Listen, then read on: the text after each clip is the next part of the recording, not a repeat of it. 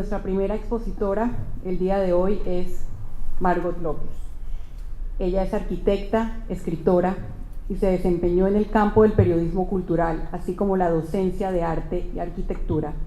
Formó parte del equipo ganador del Premio Príncipe Claus en 2001 por la edición de la revista semanal Talingo, publicada en el diario La Prensa. Actualmente es la coordinadora de comunicaciones para el Biomuseo, cargo que ejerce desde el 2008. Bienvenida, Margot.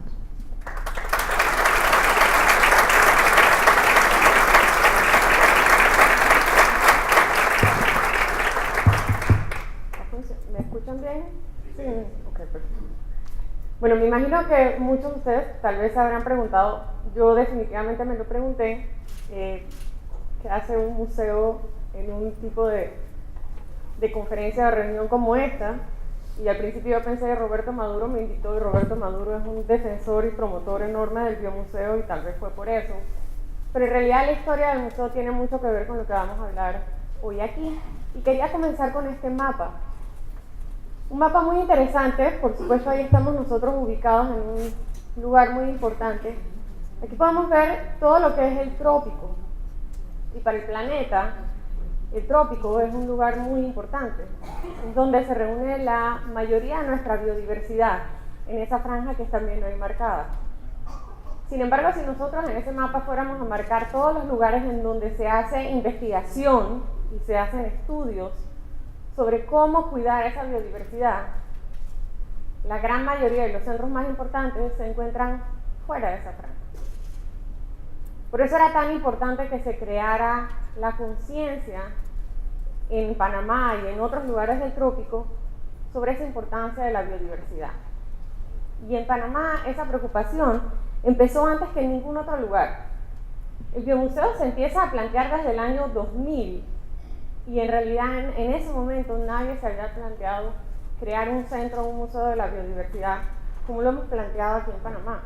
Es realmente el primero.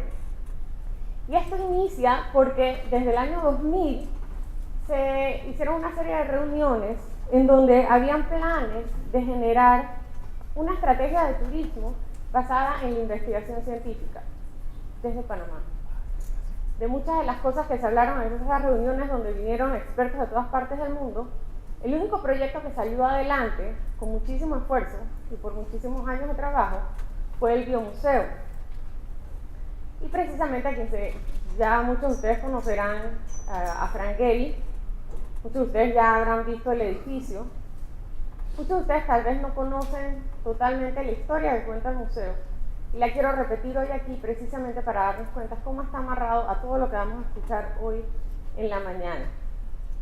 Cuando nosotros invitamos a Frank Gehry para que fuese la persona que nos acompañara en este viaje, muchos de ustedes tal vez saben que está casado con una panameña, por lo tanto conocen muy bien la cultura de Panamá. Y conociendo bien la cultura de Panamá, pues nos puso unas cuantas condiciones con las cuales cumplimos, pero quisiera recordar la condición tal vez más importante y más interesante, y que creo que fue realmente una que definió el proyecto de la forma en que se definió al final. Frank Gehry decía que él no creía en los edificios de diseñador. Él no quería que se hiciera un edificio en donde la gente solamente viniera a tomarse una foto enfrente del edificio y luego se iba. Que lo que iba a haber adentro de ese edificio tenía que ser muchísimo más importante que el edificio mismo. Y eso tenía que ser importante para todos los panameños. Por lo tanto, lo teníamos que decidir nosotros. Eso no lo iba a decidir él. Y él iba a trabajar con la decisión que nosotros tomáramos. Y la Fundación Amador, que fue la que se creó precisamente para administrar ese proyecto, y de la cual está representado el Estado panameño, empezó a hacer un trabajo en conjunto con el Instituto Smithsonian, con muchos otros científicos, con la Universidad Nacional de Panamá, con historiadores, para decidir de qué iba a ser ese museo, cómo íbamos a trabajarlo, cuál iba a ser el tema. Y es ahí donde realmente se toma la decisión de que la biodiversidad es esto que es muy importante para Panamá, que es su patrimonio más importante, de hecho. Y a partir de ahí entonces empezamos a trabajar en la idea de cómo nosotros declaramos esta importancia para la biodiversidad. Es entonces que se rescata la investigación que a finales de los años 80 inicia desde el Instituto Smithsonian de los orígenes de Panamá.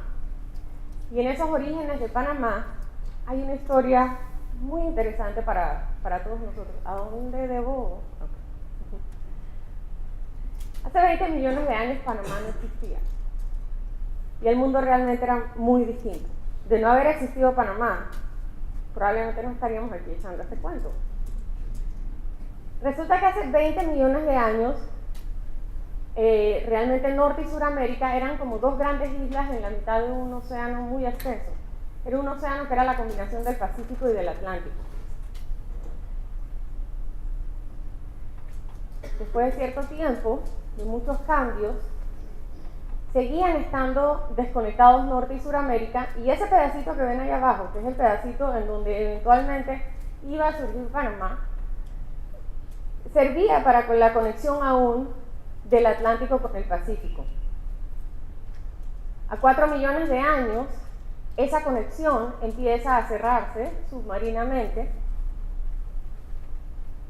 y hace 3 millones de años el mundo empieza a cambiar de una forma radical. Y es a partir de estas investigaciones que empezamos a entender por qué Panamá, al conectar Norte y Suramérica, efectivamente genera una barrera que va de polo a polo y separa en dos océanos este gran océano. Y al separarlo, lo que ocurre es que ambos empiezan a evolucionar de formas distintas. El Pacífico empieza a cambiar, tiene una temperatura mucho más fría que la del Atlántico.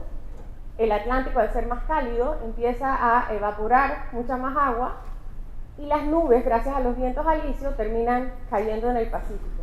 Eso hace que ambos tengan una salinidad totalmente distinta.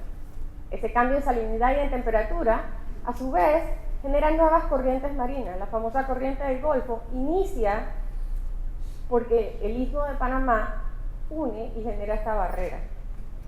Esa corriente del Golfo también desata las edades de hielo. Las edades de hielo y los cambios climáticos cambian el clima totalmente de Europa y de África, cambian su configuración. África se convierte en un continente que antes era selvático, en un continente de grandes sabanas y grandes desiertos. Y hay autores como el Dr. Stephen Stanley de la Universidad Johns Hopkins, que tiene un libro muy conocido, se llama Children of the Ice Age, en donde él plantea que precisamente es en estos momentos de grandes cambios climáticos donde la evolución da grandes saltos, saltos importantes, porque todas las especies se ven obligadas a cambiar a la vez, a trabajar juntas y a volver a adaptarse.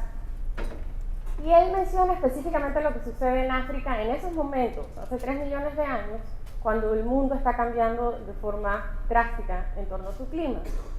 Resulta que en ese momento existía una especie, Australopithecus, de donde nosotros venimos, que vivían en la copa de los árboles.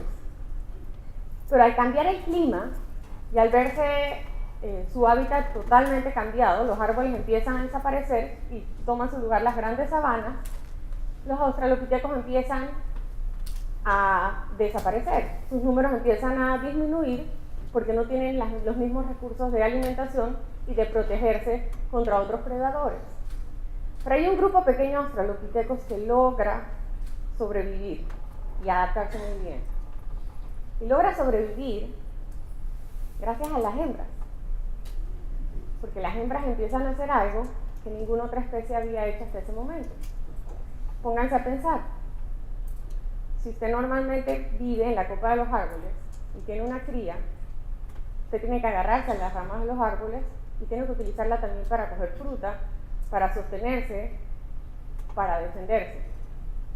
Las crías de los australopithecus, como muchos de los primates que estudiamos hoy en día y que viven en los árboles, tenían que aprender apenas nacían, a agarrarse a la espalda de sus madres para que ésta pudiera trepar a los árboles. O sea que esa cría tenía que estar pendiente casi desde que nacía por su supervivencia. Los primates que viven en tierra firme, que no viven en los árboles, funcionan de forma distinta gracias a esta decisión de los australopithecus. ¿Qué se imaginan ustedes que hicieron las hembras australopithecus para que hubiese ese cambio? Empezaron a cargar a sus bebés. Y estos bebés que son cargados, y que hoy en día sucede lo mismo con los primates, que son cargados y que viven en tierra firme, tienen un cerebro 50% más grande. Es por eso que Australopithecus evoluciona en Homo habilis y en Homo sapiens. Steven Stein en su libro tiene unos comentarios que son muy interesantes para nosotros los panameños. Una de las cosas que él dice es que definitivamente, de no ser por el cambio climático que desata Panamá, probablemente Australopithecus no hubiese tenido que hacer este cambio. Entonces él dice, si no hubiese sido por Panamá, probablemente tendríamos esta conversación en la copa de un árbol en algún lugar. Pero lo más simpático es la frase que él usa, dice, es por eso que todos somos panameños. Y Roberto Maduro siempre me recuerda que eso es un problema cuando uno tiene un tiquete con un precio para un nacional y un precio para el que no es nacional. Siempre te preguntan, ¿no somos todos panameños en la taquilla? Sin embargo, ese es el tema que nos trae hoy aquí. Precisamente haber escogido esta historia científica como punto de partida para el museo significa algo muy importante para nosotros. En el museo, una de las galerías centrales que está precisamente en el corazón del museo se llama La Huella Humana. Y es una galería en donde nosotros analizamos la relación de nuestra civilización, que apenas tiene 13.500 años, y esa civilización no es otra cosa que esta conversación entre naturaleza y cultura humana. Ahí aprendemos cómo la naturaleza nos obliga a adaptarnos para sobrevivir, pero en esa adaptación nosotros también cambiamos la naturaleza. Qué simpático ver que eso que le tomó 20 millones de años a la naturaleza, nosotros volvimos a unir en 10.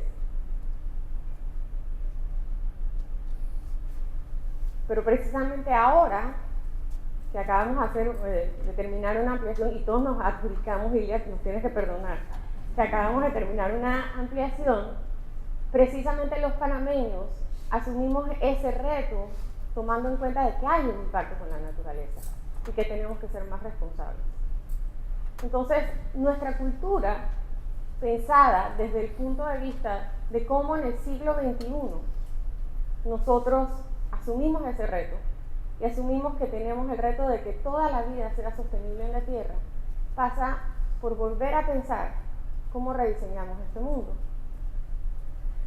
Y al final del día lo que yo les quería comentar es que nosotros pudimos haber escogido cualquier historia que fuese importante para Panamá, pero escogimos esta. Porque la identidad no es una sentencia, es una construcción, y nosotros la escogemos. Y nosotros escogemos querer tener la responsabilidad de lo que va a pasar con este planeta en el siglo XXI. Y la tomamos desde aquí, desde Panamá, y es un compromiso para todos los panameños. Muchas gracias.